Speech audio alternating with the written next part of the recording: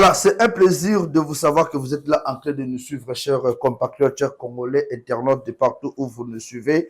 Je sais que vous allez nous suivre dans des différents réseaux ici en République démocratique du Congo, Torobandalelo, na sujet au Italie, le séjour du chef de l'État qui continue à marquer l'histoire de la République démocratique du Congo positivement, bien sûr. Félix Tshisekedi n'a jamais trahi ses promesses. Je vois dans les réseaux sociaux et Hindi Lisusu, non, Kabila avait promis à Gizenga, à Kosala, il a réalisé. Tshisekedi avait promis, mais il n'a pas réalisé. On en parle au cours de cette émission. Au cours de cette émission, il sera question de parler de ce qui se passe à Goma.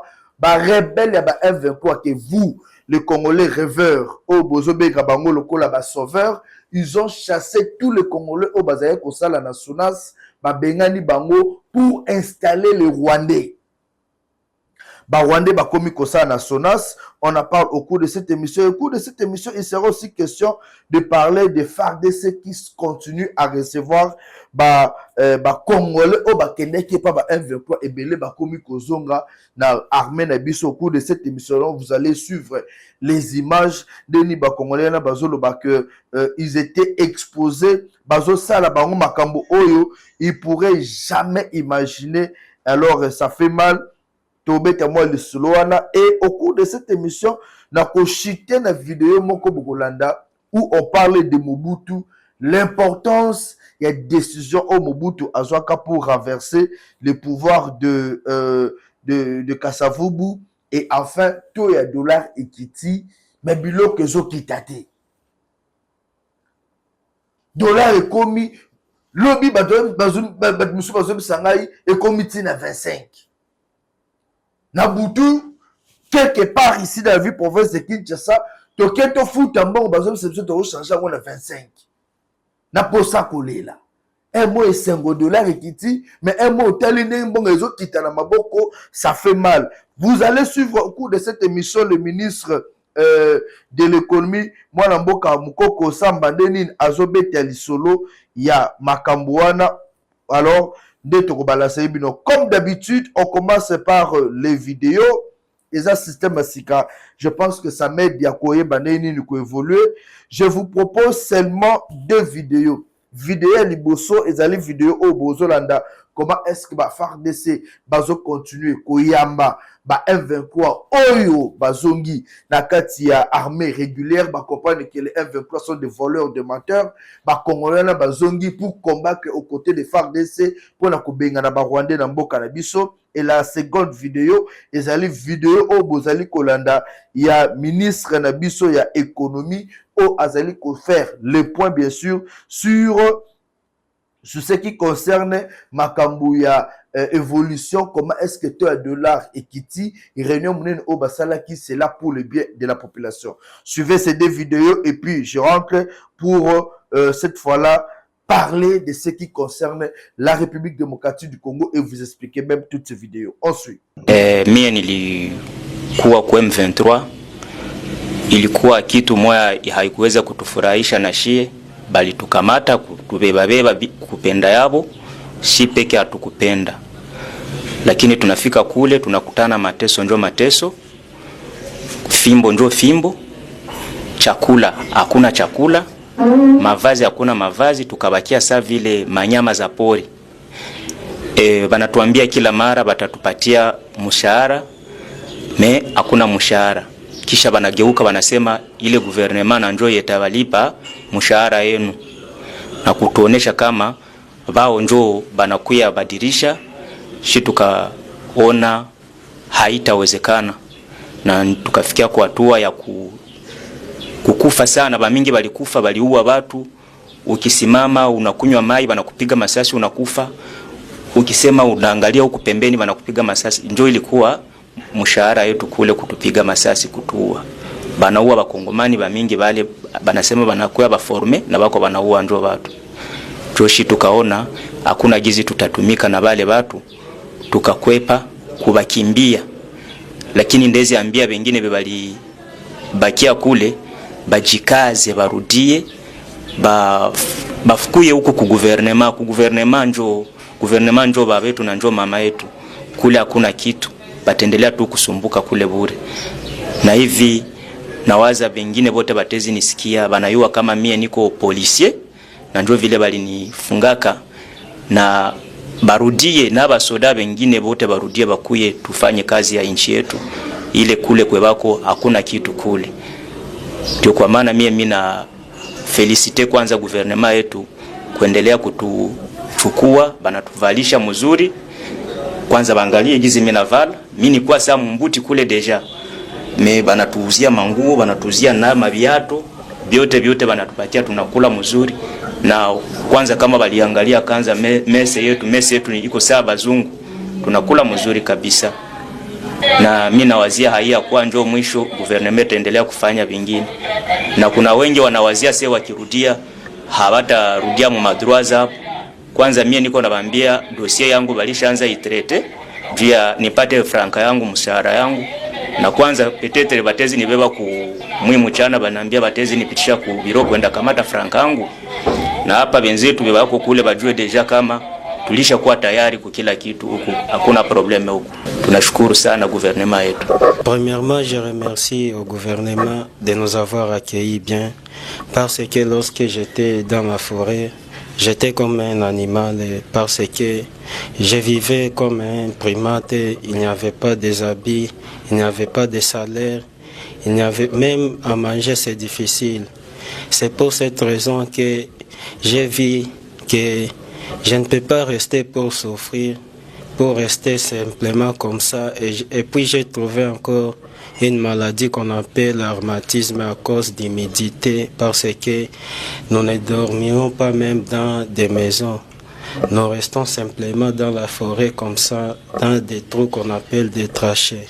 J'ai besoin de vivre avec les gens de mon pays. C'est pour cette raison que nous avons pris la fuite pour se rejoindre au gouvernement. C'est pour cette raison que je demande aux gars qui sont dans la forêt de venir se joindre au gouvernement, parce qu'ils sont dans la souffrance. Et je dis merci vraiment parce que nous sommes bien accueillis. Papa, maman, nana posa zonga Jesus na zamba te, nana posa tanga ukula bana msusu. Basoda wa mbilo wakakula, wakatukamata mkezi wasende kushota maji. Tukaenda mpaka Mshaki. Fika Mshaki wakatuambia wanda tufundisha hayo roa mwa. Tumefanya tufundisha ile roa mwa, tuliyopiga bunduki na kufungua. Hapo pale wameshusha kibati. Tumebakia pale kibati, tumeanza kumbana na wasale. Et 3 points essentiels sont ressortis de la réunion d'aujourd'hui. Le premier point concerne le raffermissement du franc congolais sur le marché de change. Les Congolais auront noté que la parité dollar-franc congolais a connu un changement assez drastique ces derniers jours.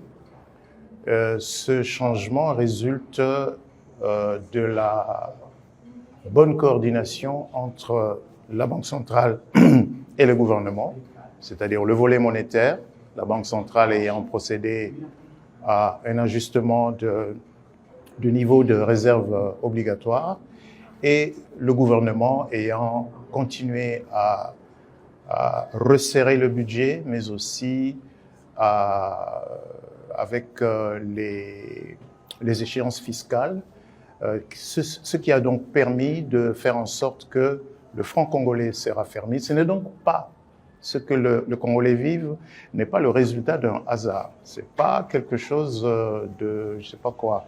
C'est le résultat d'un travail bien coordonné entre la Banque centrale et le gouvernement.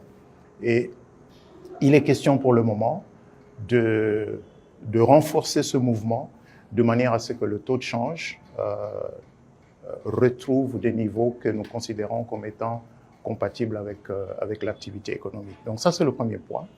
Et le deuxième point, qui est d'ailleurs lié à celui-là, c'est d'assurer que l'économie soit un peu mieux financée. Nous allons, dans les semaines qui viennent, annoncer un certain nombre de mesures de manière à rassurer les opérateurs économiques qui généralement font face à des menaces sur leurs dépôts bancaires, ce qui conduit à un phénomène d'éviction où l'argent qui aurait dû être en dépôt dans les banques se retrouve mis à l'écart pour éviter des phénomènes comme les saisies qui sont opérées par certaines institutions de l'État ou par la justice sur principalement les comptes bancaires des grandes entreprises. Et le troisième point que nous avons examiné, c'est maintenant que le niveau d'inflation est à la baisse, depuis le début de cette année, le niveau d'accélération, d'augmentation des prix est plutôt satisfaisant. Nous allons terminer l'année à un taux d'inflation de 7,8%. Ce sera la première fois depuis 4 ans qu'on sera en dessous de 10%. Maintenant qu'on a plutôt une bonne tendance sur le taux de change, mais nous notons que la masse salariale de l'État reste très élevée par rapport aux rentrées fiscales. Et des actions courageuses sont requises pour maîtriser la masse salariale parce que sinon, autrement, tout ce qui est encaissé par l'État est principalement utilisé pour payer le salaire, alors que le pays a besoin d'investir dans les infrastructures, le pays a besoin d'investir dans la préparation du futur. Voilà, chers Congolais, makambo etali Congo ezo konsené kaka biso moko ba Congolais. La toute première vidéo que vous venez de suivre ezali vidéo oyo ba Congolais bazu conscience. Après avoir suivi makambo nyonso mokonzi mboka Faci azosala, après avoir même suivi son discours du haut des Nations Unies, Félix Tshisekedi a montré noir sur blanc que lelo chaque Congolais il faut azala aux côtés de la patrie et non aux côtés de la trahison. Ceux qui sont aux côtés de la trahison, même si bosali bola munenge nini, bobundi boye komiti Kinshasa, ils seront toujours capables de vous trahir, vous, Congolais, ou accompagner Bango pour leurs propres intérêts. La preuve en 1997, Bayeba ko trahir Mouzé Laurent Désiré Kabila, Oyo, à Salaka que tout soutenir AFDL à l'époque. Si l'AFDL a joué qu'un soutien, il y a population, Batamboliti, Bakomi Kinshasa, c'était à cause de Mouzé Laurent Désiré Kabila. Mais vu que les Rwandais ont le sang de la trahison, il y a Kindoki, Bakoma na Kinshasa, Mouzé Bissi Bango, Biso de Bino Makambesa Nini, et si Libotika Congo, il y a ba Congolais, ba réfléchir sur le développement Boka, Babome le Bissoyi. Et quand ils ont mis un soi-disant fils à Mouzé, vous avez vu les conséquences. Les Rwandais ont pris même un service de sécurité à Mboka Nabiso. Et aujourd'hui, Balingi va refaire même système. Heureusement qu'il y a un digne fils. Oh, à celui qui a interpellé chaque Congolais la prise de conscience. Kokaï Congo, Kokaï Mboka na yo, ezali mabe. Lobby, Banguna Mboka. Bako exploiter yo, bako sucer yo, après basundoli yo. Bunda pona mboka na yo, puisque développement mboka na yo, ndeko sa la force na yo. Et voilà que ces militaires, oh bakota ki côté à Rwanda, bazongi, Makila et Gandhi, bazongi, balobite, tozonga, tobundela mboka na biso. Et ils sont revenus. La vidéo bolani ne bazoloba, ils étaient maltraités. Ces gens-là vous trompent dans les réseaux sociaux. Oh non, bah militaire, bah payer $300. Il n'y a aucun militaire lelo oyo. Oh hasard parmi bah 1,23, bah fout même $200. Azate. Militaire mon côté, dénonciation autozo sala awa. Militaire mon côté oyo hasard parmi bah 1,23, bah fout même $200. Azate. Bah on surtout bah là bah 100, 150. Lukuta marketing au basala qui seulement pour attirer ba militaire na biso ba kota kuna bomoni vérité ninge ko mobima.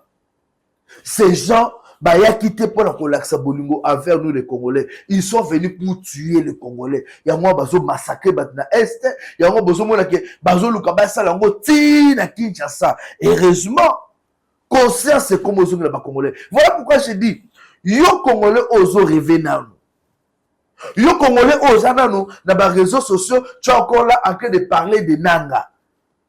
Un charlatan. Tu finiras mal.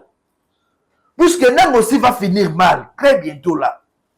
Je ne vois pas un Congolais sérieux comme moi qui réfléchit bien. Puisque la plupart des Congolais réfléchissent bien. Apparemment, Mitou ça subit, Mitou et Doki. Mais je ne vois pas un Congolais intelligent qui réfléchit encore bien comme moi soutenir Nanga. Toute personne qui soutient Nanga, il faut pas comprendre que Azalaka déjà dans Makila trahison. Ana Makila reconnaissance te andimaka batute à soutenir Nanga. Puisque Nanga c'est un craqueur. Mais un Congolais avéré a coquille jamais pour soutenir Nanga. Oyo abomisi ba Congolais et azo continue comme bomisa ba Congolais. Là je félicite ba soda o nyoso bazongi nara. Bozongi na mboka na bino, bobunde la mboka na bino, ne pas trahir le Congo. Comment tu peux trahir ta propre famille pendant que la famille a ma voisin? Qu'est-ce qui prouve que voisin n'a ok pas naïe, ok lié pas naïe, à nos boko là on ne supporter ma bêtise d'ailleurs, n'est famille ne peut supporter. Ça se fera jamais. Et le discours du chef de l'État qui a encore été interpellé et la communauté internationale irresponsable, cette communauté internationale est irresponsable. Macron a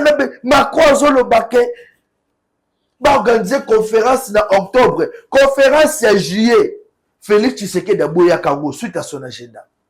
Conférence en octobre, ça devait être organisé depuis le mois de juillet. Fati avait refusé cela, après ça a raison, il y a agenda naïe. J'espère que cette fois-là, dans le mois d'octobre, que ça les va. Mais la question aussi que je me pose, comment on peut aller organiser une conférence de paix, assistance humanitaire avec le même personne qui tue, qui continue, il y a qu'à armer le Rwanda pour que le Rwanda a continué à agresser Mbokanabiso. C'est quoi l'importance? Tout le monde peut Félix Tshisekedi afin Macron, bazo solo là, pour que Macron a organisé une conférence sur la paix en République démocratique du Congo. Cependant, Macron et l'Union européenne, à la base, quoi alimenter Makamoto vivre dans l'Est. Est-ce que vous trouvez ça normal? Moi, je vais demander au chef de l'État, Tawa Kozonga Awa, a dit m'invitation là, à rejeter la mort sous Sunenga Salaka Baliboso. On met ça de côté. Nous ne sommes pas des Congolais au Zakelelo, il faut battre Moba Sakalana Biso, ou Aya Sali Babouzo Banaye, ou Aya Sakani. Non! Non! On doit mettre fin à Babouzo Bawana. Ces gens nous ont maltraités comme pas possible. Ils ont fait de bêtises sur notre pays. Moi, je pense que Tokoki, Kopesa Amérique, moi, qui ai confiance et non la France. Tokoki Kopesa Amérique, moi, qui ai confiance et non la France. Macron était ici à Kinshasa. Macron a sepelé kokeme la bière na bandal. Sans réfléchir sur la meilleure solution à trouver pour la population est. A sepelé que ça ben de foule la fallu pour Panabandal. Mais à discuter dans le Konzaboka, oh non, derrière la passation de pouvoir, c'était à l'africaine. Un monsieur qui n'est pas reconnaissant. Et le loto fois d'anaye, tout solo la Makambo sous la paix en République démocratique du Congo, pour qu'il fasse quoi? La France est complice, il y a misère aux populations congolaises à vivre les lots. On ne doit pas se cacher de face. La France est aujourd'hui responsable. Il y a Makombo Bissoto vivre. Union européenne, Moutebane Kofuta, même les militaires rwandais, on ne compte sur le seul Congolais. Il y a un besoin de téléméla ma conférence, au mois d'octobre, ça n'a pas d'importance. J'aurais appris, opposant M. Soubazo, comme conférence, on est sous la paix à la République démocratique du Congo, Bissopeto Kende. Bayama, vous les opposants là, ata bokuti banzinzi etelemi bozo luka boyeba te nzinzi wana etelemi likolo ya nini bolingi mpe ka bodiembela conférence sur la paix bokende oyo bino okoto epesa biso mpe nini. La population de l'Est n'a pas besoin de conférence de paix, conférence de patati patata, conférence à Makayabou. Non. La population de l'Est, la population congolaise en général, a besoin de kimia. À vivre kimia naïe. Vos conférences là ne vont rien changer dans leur vie. Il faut prendre une décision. J'ai eu froid aux yeux. L'habitant Nayoki, représentant mon secrétaire général des Nations Unies, à Kitina Goma Lobby, on ne doit pas finir la guerre par la force. On doit pas faire la guerre, mais chercher un mécanisme, il y a dialogue. Même les Nations Unies, basali pour la balkanisation de ces pays. Les Nations Unies veulent qu'il y ait un dialogue pour nous faciliter Rwanda tâche. Il y a qu'on continue à créer désolation dans le cannabis. Je suis contre ce discours. Il y a maman, il y a Nations Unies, tu comme ça na partie Est. Yo au Kiti partie Est, au lieu de condamner les rebelles qui tuent le Congolais, au lieu de sanctionner les Nations Unies, besoin d'avoir armes, besoin d'avoir moyens de mettre fin. Mais vous êtes là comme des spectateurs qui ont un match à Renaissance dans le stade. Et en fin de compte, vous voulez imposer un dialogue aux Congolais. Donc, biso ba Congolais, de notre famille, boto qui ne dialoguer, na bato ba bomimbo canabiso. Na bato ba zobo ba Congolais. Et vous dites, on ne doit pas faire la guerre, on doit dialoguer. Dialoguer avec qui? Dialoguer avec qui? Palestine, et si vous avez guerre à Palestine, vous avez une solution. C'est seulement la République démocratique du Congo où vous pensez qu'il faut imposer quoi, votre marque. Mais c'est Dama dessus. Et jusque-là, je n'ai même pas vu la réaction à Patrick Mouyaya, porte-parole du gouvernement. J'attends un briefing. Patrick Mouyaya doit recadrer maman, ce qui représente les Nations Unies. Elle a tenu des propos irrespectueux envers la République. Nous, on n'a pas besoin de dialogue. Qui a demandé à Nanga ou Kabila d'aller cocotte dans M23 pour la la guerre contre la République? Même si les raisons, on peut dire non, c'est plus que Tshisekedi avait dit, on doit aller dans la révision au changement de la Constitution. Mais c'est un président de la République. Il a le droit de manifester ce qu'il a comme émotion, ce qu'il a comme sentiment, comme tout Congolais. Ceux qui étaient contre, il fallait mobiliser les populations, dire, nous ne voulons pas de cette révision-là de la Constitution, nous voulons qu'il y ait telle chose, Bokonzamboka, Bosolola, si il y aura révision, ni bako réviser, s'il y a changement, tu l'as dit procédure. Mais vous, comme Tshisekedi avait parlé de la révision ou changement, Bokeyi Kozaba arme. Et après, les Nations Unies, lâchent qui sont, oh non, j'étais sur le terrain, il ne faut pas la guerre, on ne doit pas finir cette guerre avec par force, on doit dialoguer. Il n'y aura pas de dialogue. Le gouvernement doit réagir par rapport à cette sortie médiatique. Il y a maman Oyo. Il y a maman Belé Bazoti de la mission à la Nations Unies. Oh, secrétaire général, oh, représentant, ce sont des femmes qui n'ont ni enfant, ni foyer. Ana ni enfant, ni foyer, a évité passer à coucou fait la mobali, to passe à coucou fait la moana. De façon à beka bongo.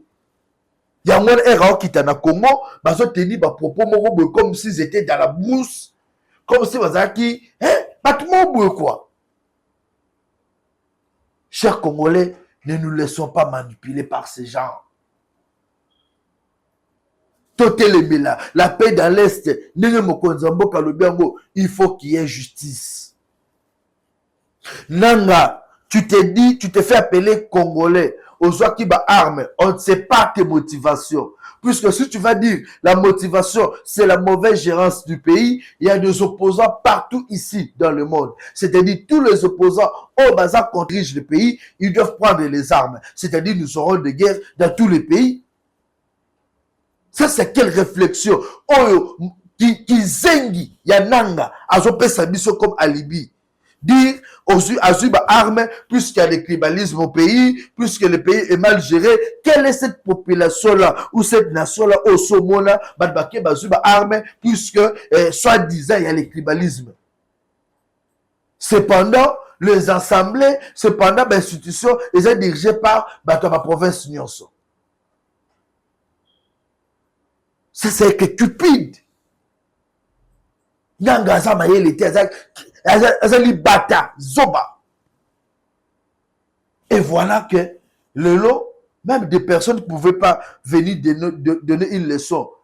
Congolais, comme on peut sa leçon Congolais, puisque nous avons même un ancien président qui a combattu le F-23, mais qui aujourd'hui, la cupidité, qui bouzengi, sans maîtrise, va dire ces gens-là sont une aspiration du peuple. Quel peuple? Je ne sais pas. Kabila, c'est un Rwandais. Peut-être qu'il parlait, il y a peuple rwandais. Puisque je ne vois pas population congolaise, le Bakeno, biso to sepeli, M23, besoin aspiration, c'est faux et archi faux, monsieur Kabila. Si les M23 bazaki aspiration de biso, Kabila n'allait pas atteindre Félix Tshisekedi en Afrique du Sud pour la la négociation, condamné était awa. Kabila kene oluka Tshisekedi, boye bien voté. Kabila est allé, Tshisekedi à Afrique du Sud dans Ramaphosa, Kabila l'occupé beaucoup Tawana. A quel négocier na premier ministre ya Égypte pour que Babonde la Tshisekedi ba condamné était. Pourquoi ce procès-là, ils ont l'occasion de bon, mais tu n'as pas. Tu as pas secret. Puisque Kabila est allé négocier avec Tshisekedi. À quel bon de Tshisekedi, tu as pardon qu'on condamne gâté. Voilà les gens où on va diriger pendant 18 ans, qui ne maîtrisent pas la chose. Chers Congolais, lèvons-nous. Derrière le chef de l'État, derrière Bende la Congo, le Bisso, pour défendre notre pays. On doit mettre fin à l'insécurité, on doit demander justice pour la bande de Bisso au Bakoufa. Dialoguez comme vous voulez. Bon, ça n'a pas poste comme vous voulez. Mais, Fatih Béton, tous les gens qui ont tué les Congolais, ils doivent être jugés. Ils doivent répondre de leurs actes. Vous avez pris les armes sans raison. Bobomi ba Congolais, bo massacrer ba Congolais, na ba musicien ba tout, bazoé ba pour la paix, boboma bango, et vous voulez que bon ça dialogue va sanctifier bino. Il n'y aura pas de sanctification sans dialogue, sans justice. Il doit y avoir justice et chaque personne doit répondre en tant que responsable de ses actes. Ceux qui bossent aller à dialogue, la population va s'élever. Tôt ou tard, l'histoire va vous juger. Chers Congolais, tu as remarqué toi dollar Ikiti. Il a changé rubrique. La Kinshasa, c'est tout le monde qui se pose la question. Pourquoi toi dollar est quitté? Toto la ministre Negnin expliqué. Le gouvernement s'est battu. Que si le gars et le peuple d'abord reste le gars creuté.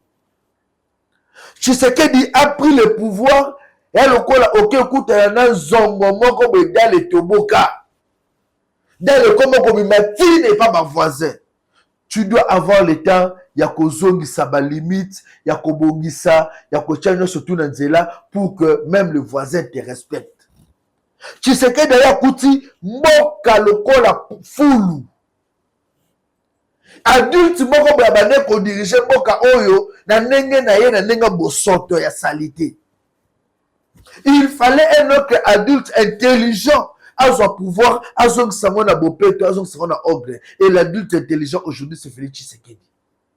Tshisekedi d'ailleurs, Koutimboka, tout à dollar, économie, bâtiment, bah, j'ai rakambo, on a poche na bango. Il fallait changer le système. Tshisekedi a pris tout le temps à Kobongisa.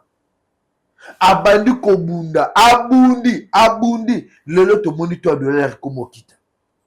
Congolais, le corps a toujours un insatisfait éternel. Oh non, de l'air ekiti, mes crédits kiti te, matembele kiti te, matembele kutu chose qui te, il faut bien se Congolais te bega na banduki. Il y a des gens, ah on a maluku, ah papa, bot ozo soma na gambela awa na 1000 fois kende ka na changu osoma ona 200 fois 300 fois ngaso na olia pondu na lia su pondu te ko basoma ona gambela te euta ka changu bokene na mbakana soma kwanga 500 okomona mais soko ye ana Kinshasa kwanga 500 kuti zate batie kwanga combien 1000 francs et puis kwanga 1000 francs le quoi liboka bébé o utobota malelo donc oli yango te otonda. C'est plus que ce bilan que je quitte, c'est plus que Congolais a continué qu'on sale la kimute mamabe. Normalement, n'engue toi dollar et kiti, il faut payer toi bilan que ça nini et kita, ma prix kita. Mais Congolais le kwazaka kimute mamabe, alina mona muninga na à souffrir. Yango bozo mona ke bilan que je quitte. D'où j'interpelle aussi le ministre de l'économie, Papa Mkongo Samba, qui était sur le terrain. Qui était sur le terrain. Allez voir ces gens-là, là-bas, dépôt, là-bas, qui bendient, batouane, surtout. Allez les interpeller. Biloko, il faut quitter. Population, il faut sentir. À l'époque, tant vous avez qui, nommé Kaka Lelo. Le vieux Etienne Tshisekedi de Moulumba, premier ministre, l'obiteur de la Ribambani, bouh, Nebilo qui quitte. Et ça nous faisait tous plaisir. Ça doit être le cas aujourd'hui. Le collateur de l'art est quitté. Là, vous allez résoudre les vrais problèmes associés à la population et Mbongo peut est circulé. Parce que Mbongo est circulé, les populations sont là. Il n'y a pas d'argent. Bon, quittez $, bon, laissez Mbongo, bon, foutez ma fonctionnaire. Bah, j'en vais foutre ma Mbongo est circulé. Mbongo est circulé, mettez $, je quitte. Mbongo est circulé, bilo que je quitte. Et la population continue de souffrir. J'interpelle le gouvernement, le collaboration pour la dollar et kita, bon biloko et kita, biso petit peuple oyo. Tu as un bureau climatisé, le quoi bino. Tu as un gyrophare, et puis le air sur le quoi bino, tu profites à la miette, tu as un bloqué qui t'a tolé à malam. C'est tout ce que la population veut. Population de Senga, bon, ça banzela, on va bandi, chantier éternel ici la kate. Et si là, toi, dollar et quitter, c'est une bonne chose, mais surtout, alia malamu. Congolais linga lia malamu, Congolais linga vivre malamu. C'est comme ça que vous verrez, toi, ina fatité. N'habite toi plus que toi, Congolais n'a jamais n'a ina fati. Battons-nous. À l'Assemblée nationale, très bientôt, là, il y aura des élections. Je vous informe que l'Assemblée nationale se prépare déjà pour les élections. La guerre de succession est bandit. Toyoki, Batumisus Kota IDPS Walobi, il faut bazwa bon Rwanda. Batumisus Walobi, il faut zakana UNC éthique à la partie Est. Que ce soit dans l'UDPS, que ce soit dans l'UNC, que ce soit ceux qui n'appartiennent même dans la Mouka, je suis sûr que ma partie de millionnaire, il y a ma partie à la Loubate, il y a ma soalité, il y a ma nanité, tout le monde est là-dedans. Si vous allez choisir un président, il y a Assemblée nationale, vous choisissez président Oyo à travailler selon la vision du chef d'État Félix Tshisekedi. Vous choisissez président Oyo à porter souci à la population. Et non qu'on porte souci na yemo kone te otolanda gode po ya lobby basal ba plénière ba PV za la raté ba plénière sa PV mbongo ye koti njokande ba mbongo misusu ko takona na Assemblée nationale population ye ba ratate bolia kambonga l'état bino moko ba seke ko mobima mbongo ye koti na ba député bazoluka ba yeba likonde koti biso tozwa combien président Joango surtout à koti si na ba chaussette na sous-vêtement na poche baye bate milinga koti ce qui balongoli comme on est Vital Kamerhe c'est pas pour le bien de la population et après la guerre na bango ba cop na bango de échouer ya ngande balongoli Vital Kamerhe comme le bango ba comme le bango biso intérêt de biso ni Vital Kamerhe aujourd'hui parti. Dites-nous, qu'est-ce qui a changé dans ma vie? Vital Kamerhe est parti. Qu'est-ce qui a changé dans la vie de la population Azana Goma, Azana Bukavu, Azana Uvira? Rien du tout. Vite quand même réparti, mais il y a un groupe déjà CPLI. Na monnaie babisou basala basome groupe de champagne. Eh a démissionné. Pour likonda na bango, mbongo na bango. Il y a un dans la population, ne soyons pas esclaves des politiciens. Ne soyons pas esclaves, amoureux. Beaucoup de gens sont politiciens, badadi. Viens à ce kazatenga na odae. Te. Viens à la tête que le Congo existe, toi tu peux vivre. C'est Dieu qui connaît ton destin. Faut jamais craindre un homme. Viens à cause à la pont. Mais quand le bâtiment est azatenga na ozatete. À cause de la tenza bakosa miracle, monsieur se continue kozala. Ne soyons pas esclaves des hommes. Tous linga to servir mboka na biso Congo, tous linga développement mboka na biso Congo, c'est ce qui va permettre le développement na biso. J'ai aimé phrase moko oyo, comment il s'appelle les joueurs autour du ballon d'or, Dembélé Lobaki. Dembélé Lobi, quand il y a la victoire, il y a des sacs collectifs. C'est alors sac individuel et yaka nini et yaka kokota na kati. Quand on travaille ensemble pour le Congo, tozo tchana maboko, mboka na biso ko yate, mboka na biso boye na boye, tozo simba mboka na biso, tozo simba na maboko boye. Vous verrez que makamisusu ezala facile pour na moko na biso. Mais quand on voit seulement l'individualité, ngade na sabwe, voilà pourquoi le Congo ne se développe pas. Si le Congo ne se développe pas aujourd'hui, il y a nga yoyo. Ngana ancien, ngana yebi, ngande, ok, oyebi, sala. Mais quand on doit mettre les intelligences ensemble, on réfléchit. Pour l'éloque que de liboso, tout marche bien. L'humilité. Et zo marqué na ba Congolais et belé lelo. Plusieurs Congolais ne sont pas humbles. Alors, bandeko, tout ça donne ma force na biso ensemble. Tout ça ma force ensemble, tout le monde a pour mboka et se développer. Le reste, ça viendra de soi. Arrêtons-nous avec nos émotions. Oh, tu sais qu'elle dit, bah détournement, détournement. Même les journalistes n'en parlent plus. Vous pensez que bah détournement, c'est dans l'institution? Bah détournement, ils ont continué. Non, non, le bilan sous. Bah, je ne sais pas comment vivre dans la poche à ma politicien. Qui va parler de détournement? Chaque journaliste sera sur le dossier à Benguevé, à la bonne abonnée, à bête à Bobo, sur la PC $2000 de son élali. Qu'est-ce que le Congolais gagne? Que Verana Azave Nayo, te bateau nous. Te que ba FARDC, ba Wazalen de Bazo Bunda, Biso Peto Bunda. Te soutenir Vision Mokonzamboka et je suis sûr que chaque Congolais va se retrouver pour le développement de cannabis au Congo. C'était un plaisir d'être là devant vous. Très bientôt là nous aurons une émission à Makassi, analyse oyo j'avais préparé pour la réveiller esprit à Congolais. Aimons notre pays. Aimons notre pays. Toti kakaizon, toti kakoyinana. Vous qui êtes DG, ministre ou quoi, voyez comment est-ce que ce petit peuple-là est en train de souffrir. Non, c'est un jour, monsieur le ministre, monsieur, là, chapeau. Ministre transport, ministre urbanisme et habitat, ministre économie, ministre finance. Je me suis souhaité, là, chapeau. Zoé ou à moko, au tchèna cash na ebioté, mais quand on tambola, l'ongwa centre-ville, ti comme aéroport, Kingasa na Souka. Voyez comment cette population-là souffre. Bakendaka Makolo, fil indien. Au commune des bonhommes, transport exaté, bouchon. On ne sait pas mettre une politique pour lutter contre les embouteillages. Population a zoté Bolaka Makolo. Tant moussou soupe, transport maison monana, maison raisonné, c'est une foutie transport. Bana baolia matembelete. Pensons à cette population-là.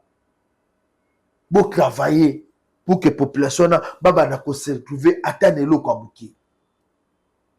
La vie que le Congolais mène aujourd'hui en RDC, c'est une vie très compliquée et très difficile. Mais tout ça, c'est un beau cannabis moko.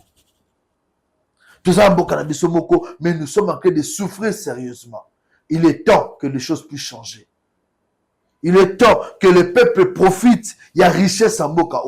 Il est temps que les guerres, les armes s'arrêtent. chaque population à vivre paisiblement. Avec le pays voisin, on n'a pas de problème.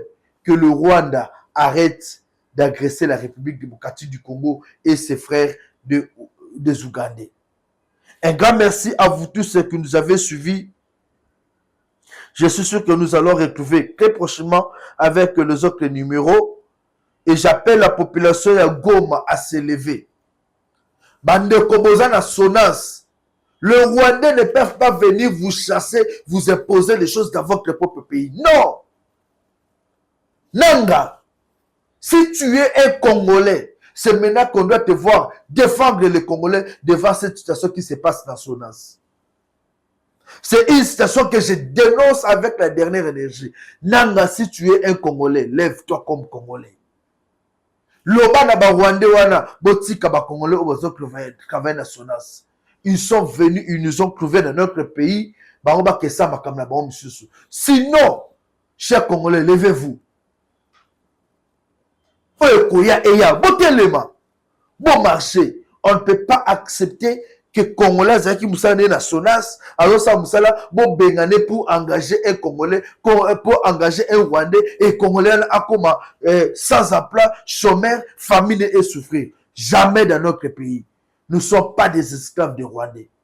Tout élément pour dire non à cette façon de faire. 081 244 83 09. Un grand merci à vous tous qui nous avez suivis. Restez branchés sur votre chaîne Congo Live Télévision, la chaîne de vérité, la chaîne qui vous amène au-delà de vos espérances. Grand merci à vous.